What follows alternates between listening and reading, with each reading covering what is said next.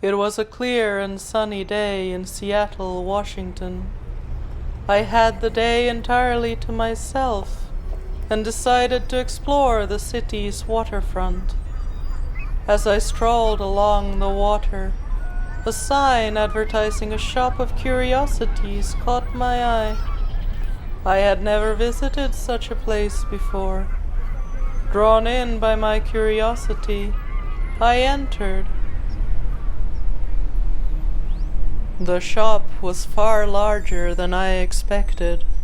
I passed shelves and displays encased in glass, each offering up some new strange object to ogle. My excitement was steadily growing until I reached the mummified man. He was standing upright in a tall glass case, arms folded over his torso.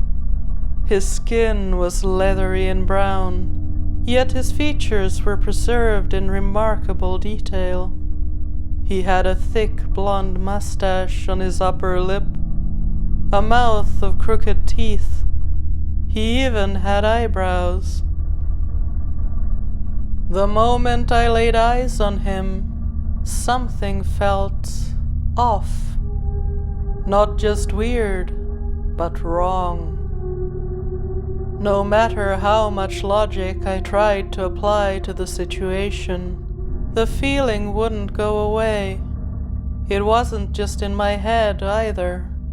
The moment I ventured within a couple of meters of this thing, a chill would come over me. An anxious gnawing would begin in my stomach that grew stronger and stronger with each second I lingered in its vicinity. My physical reaction intrigued me. I spent minutes by the mummy's glass case, studying every inch of its desiccated body. I searched for drafts that might explain the chill. I tried to determine if some faint smell might be acting like a warning. I roamed the rest of the shop in search of anything else that might unsettle me to the same degree. I saw a Fiji mermaid, animals with too many heads or legs, a whole collection of shrunken human heads. Nothing else disturbed me. It was just this one mummified man.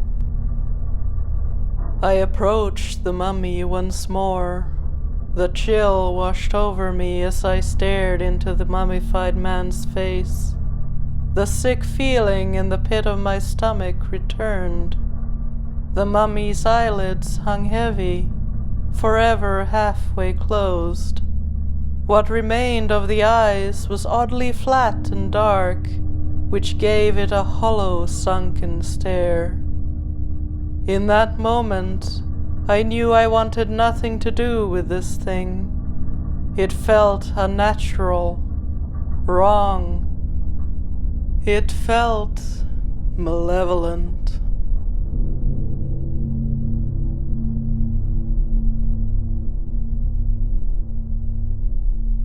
Welcome to Odd Little Tales, an ongoing project that examines the strange and the unusual through the eyes of a skeptic. While I approach these stories from a skeptical point of view, I have no wish to dismiss or mock them. Something happened. Something was the spark that brought them to life. I seek to understand these strange experiences, to, perhaps, discover even stranger truths buried within them. So please, make yourself comfortable and join me as I investigate this odd little tale.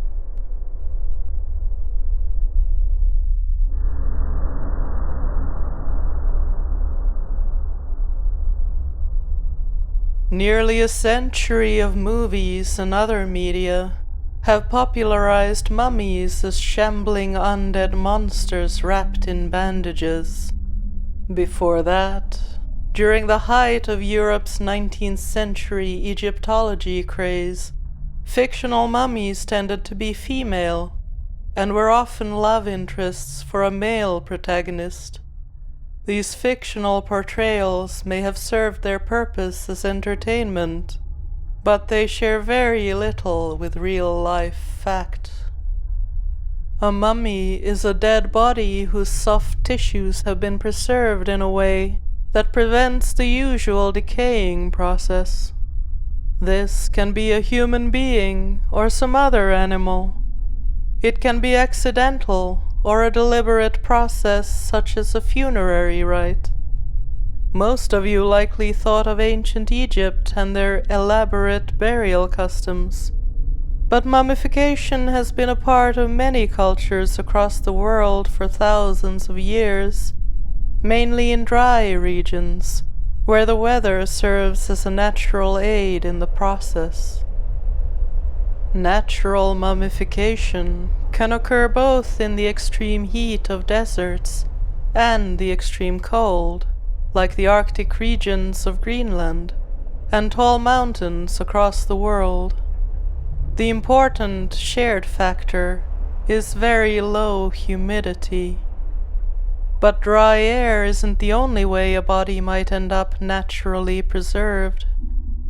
The so-called bog bodies found in northern Europe are mummies that were naturally, and accidentally, created when bodies were sunk into peat bogs, often as ritual sacrifices or to hide the evidence of murder. The soft tissues of these bog bodies were preserved by a combination of acidic water, low temperatures, and lack of oxygen, sometimes to such a remarkable degree that their stomachs still contained their last meals. In northwestern Iran, we have the salt men, mummified bodies found in an old salt mine. The high salinity of their environment dehydrated the soft tissues rapidly, and prevented the growth of bacteria that would normally facilitate the decomposition process. Salt has also been used for deliberate mummification. A naturally occurring salt, called natron, was used as part of the ancient Egyptian mummification process. The origin of the mummified man that unnerved me is a little bit different. He was injected with arsenic shortly after his death. While that might raise some eyebrows today, arsenic was commonly used as an ingredient in embalming fluids in the 19th century. It prevents decay by killing the bacteria that would otherwise break down soft tissues.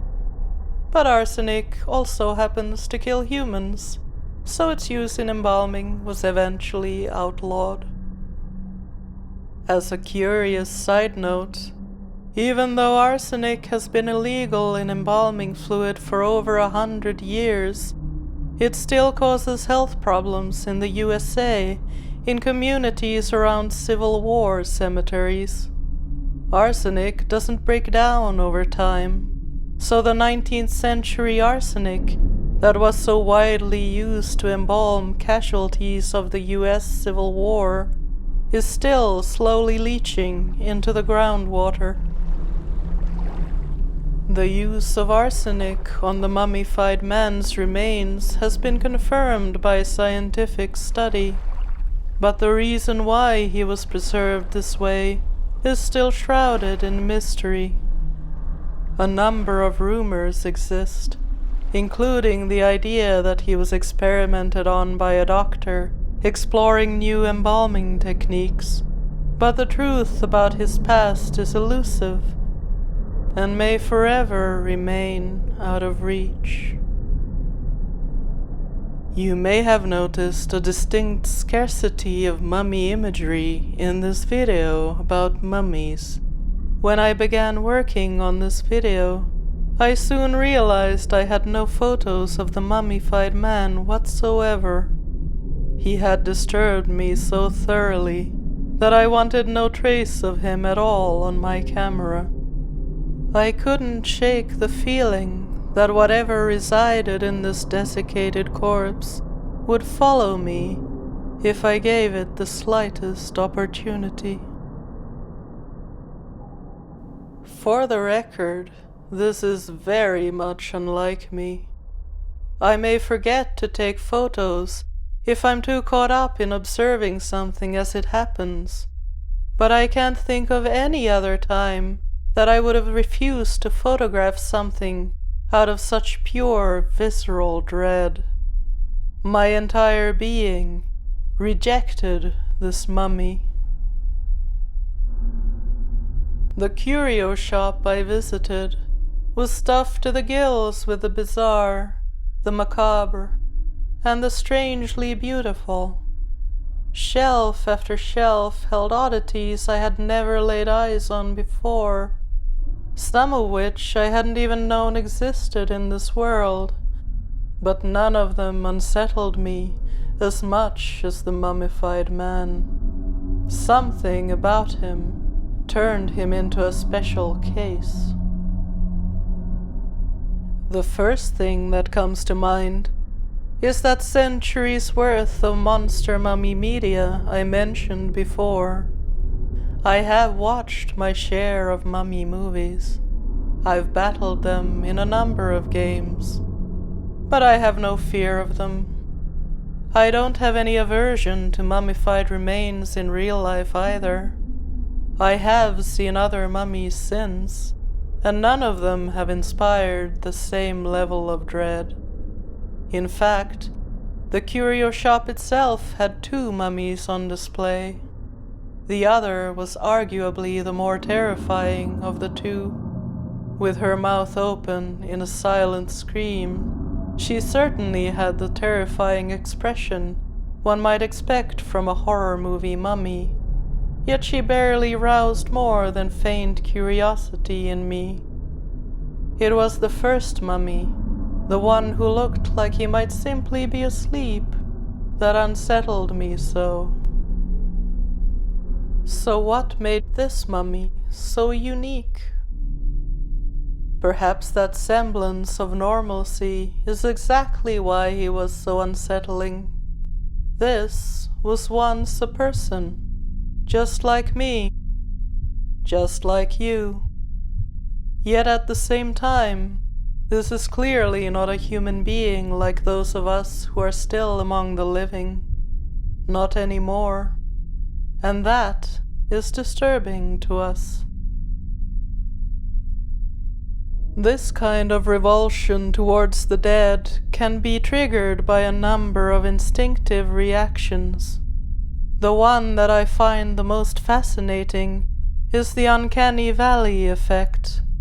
This is a term first coined in the 1970s within the field of robotics that claims that as a robot becomes more human-like, it will reach a point of almost human, where a human observer's initially positive feelings toward it will quickly drop to revulsion. As the robot becomes even more human-like, to the point of being near indistinguishable from a real human, it will eventually cross this uncanny valley of revulsion, and will inspire positive recognition again. This theory has also been applied beyond the realm of robotics. It is, for example, often cited when photorealistic animation takes a turn toward the creepy. However, there is some disagreement as to whether this theory describes a single, scientifically provable phenomenon, or if it's merely a collection of similar experiences with different mechanisms. It is also possible that the Uncanny Valley effect is simply some subtype of human information processing and categorization, rather than a separate phenomenon in its own right. More research is certainly needed, but there are a couple of proposed mechanisms for the Uncanny Valley effect that are relevant to this discussion. One explanation suggests that conflicting signals are the cause. One signal says this is a human, but another says otherwise, which leads to psychological discomfort. Another links it to an instinctive kind of danger avoidance. The more human something looks, the more likely it is to be genetically similar, which increases the risk of a shared vulnerability to the same pathogens. Combined with the sense that there is something off about this human-like individual, it triggers the alarm of disease. It makes a certain evolutionary sense in the context of corpses as well. They are dead for a reason. That reason could be a threat that still lurks nearby. Perhaps something contagious, like an infection. A decomposing body attracts not only predators and scavengers, but bacteria and other microorganisms that help break down tissues. All very good reasons to stay away from something that was once a living human, but isn't one anymore. This too can be another factor in those unsettling feelings. We know what should happen to a dead body. Decomposition, decay, the slow inevitable fusion with the earth. Mummies defy this expectation. That immediately marks them as other. There is also another, simpler facet to these feelings. Coming face to face with a mummy is to come face to face with death. Such an encounter reminds us of our own mortality and forces us to reflect on it. The more lifelike the mummified person is, the clearer that mirror is. We can see ourselves in them. We can picture ourselves in their place. If all this has whet your curiosity enough for a peek at the mummified man, I have posted a link to the curio shop in the video description. You can find photos there. This also gives me another data point. So many pictures of this mummified man exist online that I can only conclude that the rancid vibes I was getting from him don't affect everyone. Certainly not in the same way. It leads me to another question. What makes some people more prone to this kind of reaction than others? When the object we observe ceases to be an object of curiosity and instead becomes a person, it profoundly changes the situation. We may feel sympathy or empathy. Sympathy is feeling something for another, like pity or sorrow. Empathy is imagining ourselves in their place and sensing their plight as though it were our own. Both serve a role in forming the social bonds we, as a social species, need for survival. In the mummified man's case, this empathy affects the other factors I have already discussed. It may increase recognition of his humanity to the point of dropping into the revulsion of the Uncanny Valley effect. It may also intensify the sense of violator's guilt for ogling someone's remains for entertainment. When a dead body is put on display like the mummified man, it adds another dimension of wrongness to the situation. We speak of eternal slumber and resting in peace, but how much peace can one find in a curio shop swarmed by tourists? As a spectator, I was an active participant in the mummified man's disturbed rest. Whoever he was, I doubt he would have guessed how his long existence after death would be. We don't know if he consented to the mummification of his remains, much less the public display of them. When I observed him, a boundary was crossed, or so it felt in the moment. We each experience sympathy and empathy to varying degrees. Some are more sympathetic, others more empathetic. Some have much or little of both. Several factors play into these differences. Part of it is biological.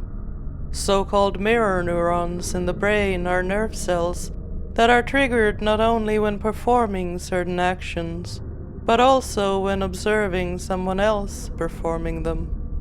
This kind of empathy is, quite literally, feeling the exact same emotions as if you yourself had performed these actions.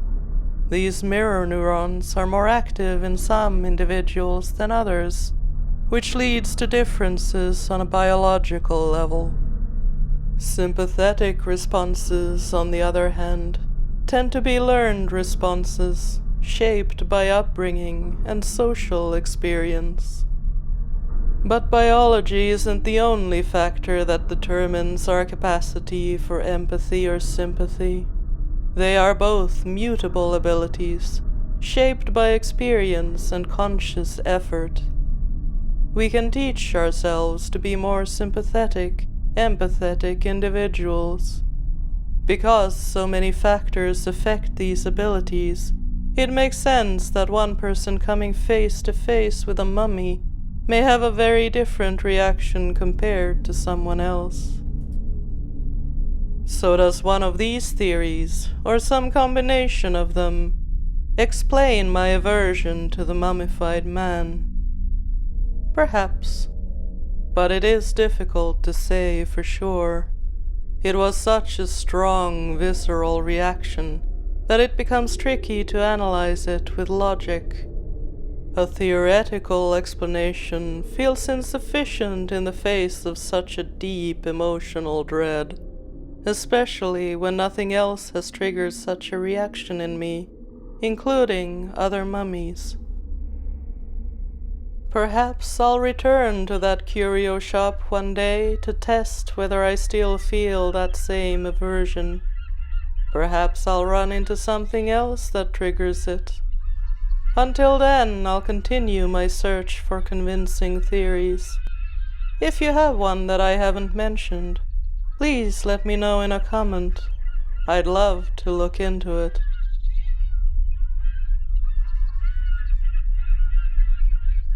Thank you for listening to this odd little tale.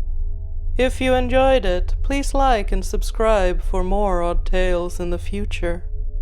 If you'd like to know more about today's topic, I posted some links in the description. They're not sponsored links, just sites of interest that I came across during my research that make decent starting points for digging deeper.